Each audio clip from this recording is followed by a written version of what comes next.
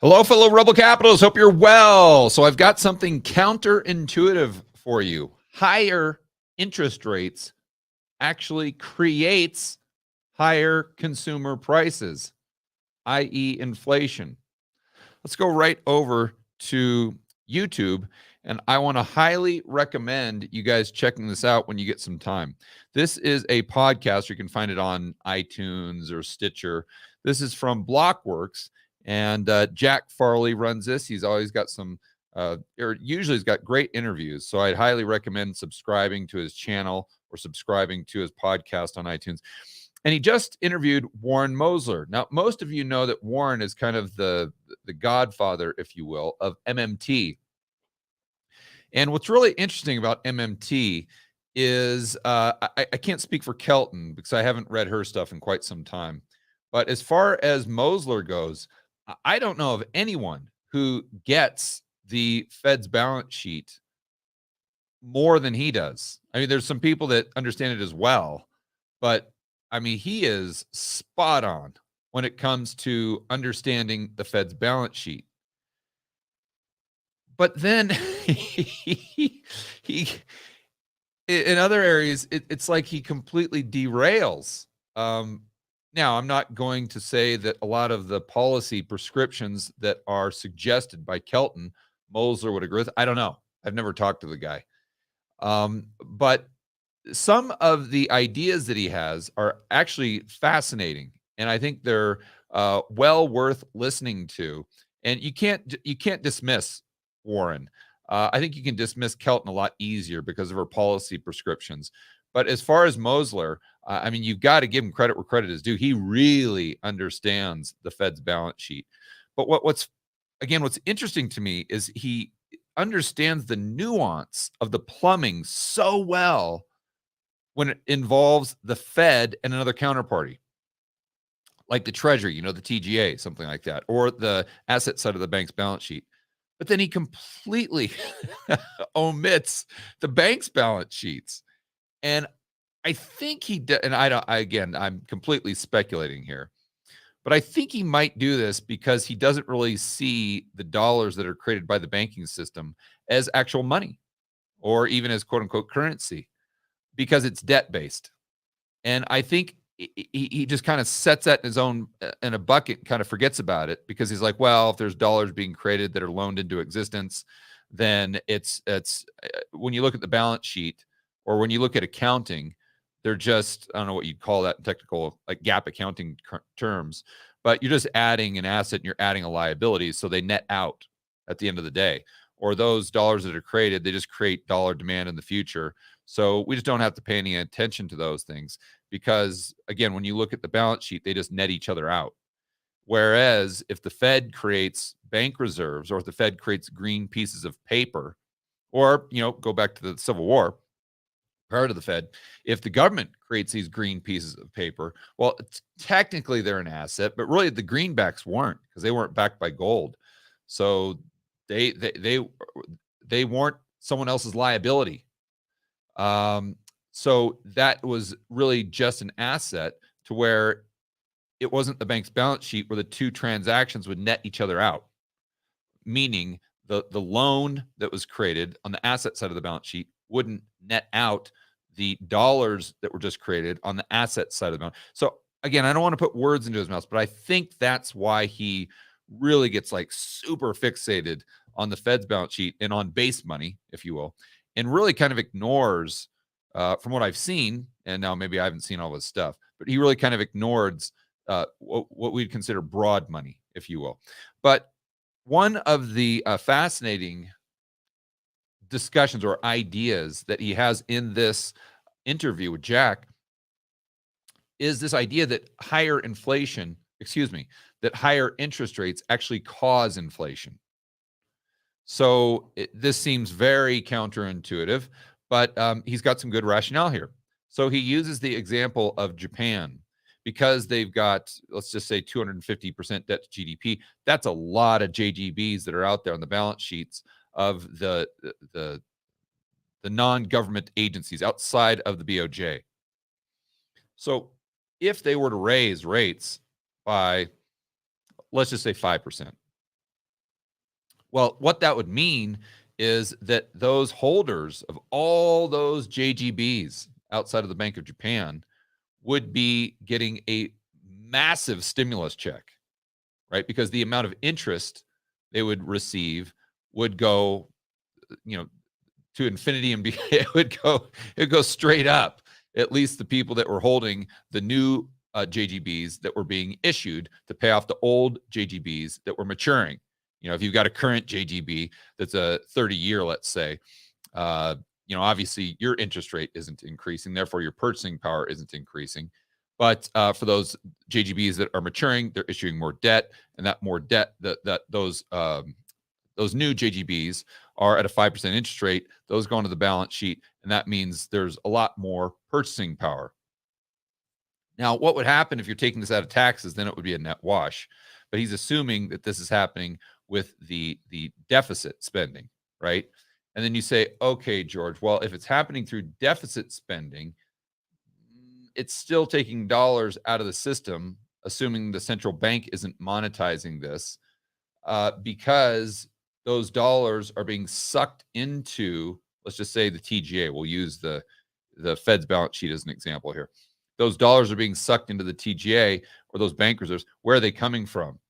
Well, they're coming from the people or the entities outside of the government that are buying these T-bills, and therefore you're actually reducing M2 money supply just like you would if it was taxes, so on net balance to wash.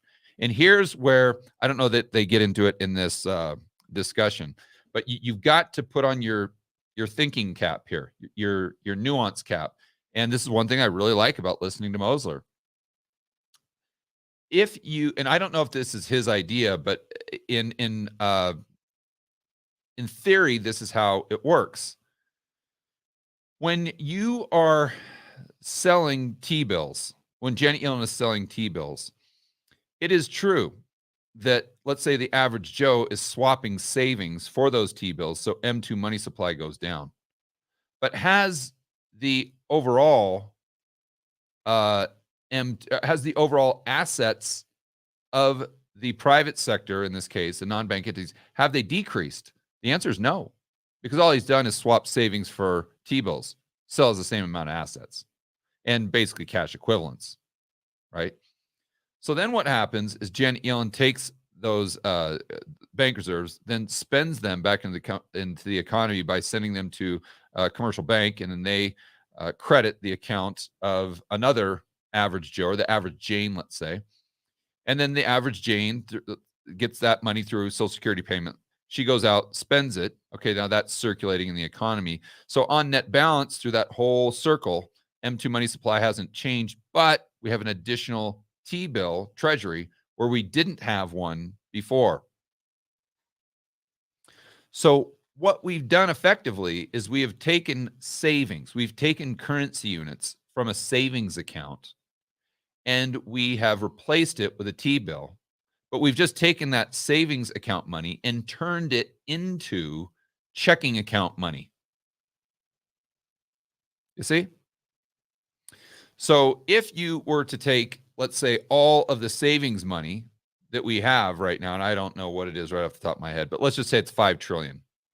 And let's just say that the entities in the real economy or in the financial economy took all of the savings, $5 trillion, and bought T-bills with it. Okay, well, they would turn those savings dollars into checking account dollars, and you have the same amount of M2 money supply. But what would happen to inflation? Inflation would rip higher, right? So this is a very, like I said, it's a very interesting idea. And I like it because you're really getting into the nuance, and that's fun for me. But what Mosler once again omits, and I need to listen to the whole thing, so maybe he talks about it later on in the interview, is the fact that if you raise rates, well, now there's likely going to be less bank lending. Now, maybe there is, maybe there isn't, right? Because you could say, well, George, if interest rates are increasing, that means money it's actually loose, not tight. It's the opposite. Remember the interest rate fallacy that Snyder always talks about? that Milton Friedman was talking about way back in the 1950s. And I believe that economist, oh, I can't recall his name, but he was even talking about it in the 1920s and the 1930s. I think his name is Newt Wenzel. Snyder was talking about it at his presentation at Rebel Capitalist Live.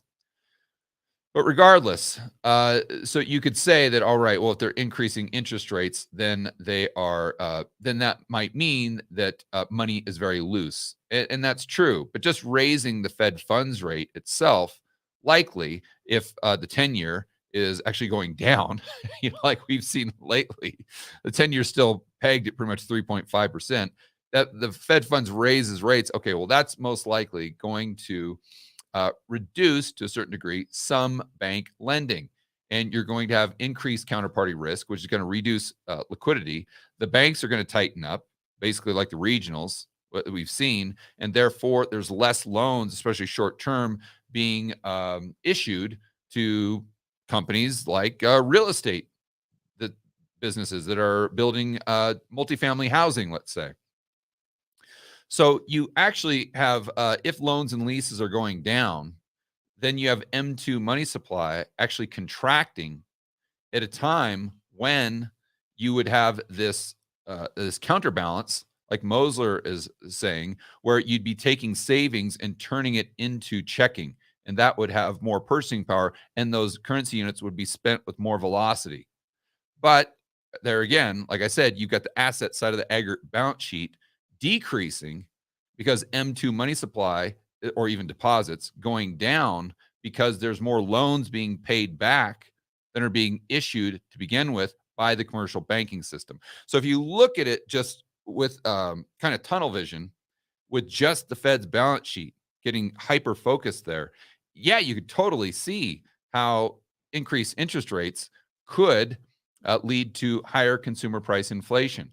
But then when you combine that with a complete picture of the whole monetary system, you see that, yeah, this would happen over here. It's definitely a variable, but would it overwhelm the other variable of potentially loans and leases going down and therefore having, let's just call it deflationary money, to use a term from Snyder. So let's just say you got the banking system crumbling over here and you've got liquidity, just a liquidity crisis, quite frankly. But at the same time, you've got interest rates rising over here.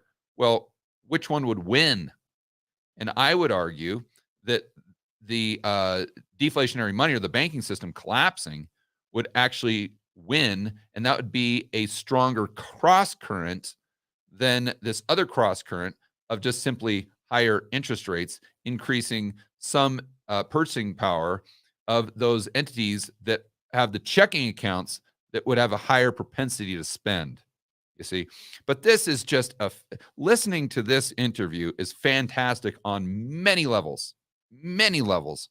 First and foremost, you really get a good understanding as to the plumbing behind the Fed's balance sheet. Mosler just absolutely pegs it. And then you really start to understand how important nuance is with these discussions. And then finally, it gives you a way to kind of exercise your thinking almost. It gives you like a mental exercise to where you can start to see how important not just nuance is, but all these cross currents. It gives you an appreciation for the fact that when we're talking about inflation, deflation, the dollar going up, the dollar going down, or whatever it is, that there are thousands and thousands and thousands of variables. And what people do is they tend to fixate on just one thing and say, well, the Fed's printing money, therefore there has to be inflation. And they completely omit everything else as though that doesn't matter. And then the people that are, let's say, talking about deflation get fixated on one thing over here, and then they forget about everything else, and then they just bicker back and forth, right? It's just like the minimum wage argument as an example. Instead of just saying, okay, I acknowledge what you're saying, you are correct, and so are you. You're correct. Now what we need to do is understand that there are no solutions. There are only trade-offs, like Thomas Sowell teaches us. And once we understand that we're just dealing with trade-offs, and we're not dealing with solutions, then you do that cost benefit analysis, or you just look at it as cross currents like I always do, and then you can attach some probabilities to the most likely outcome.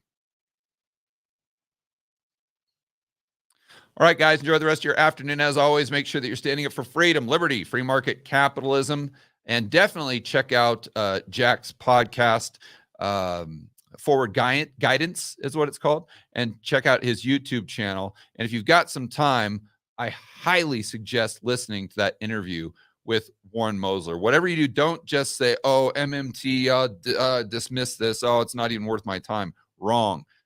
This is not only worth your time, but I think this would give you even more insights than listening to just your typical person talk about gold or commodities or what have you. All right, guys, enjoy the rest of your afternoon. See you on the next video.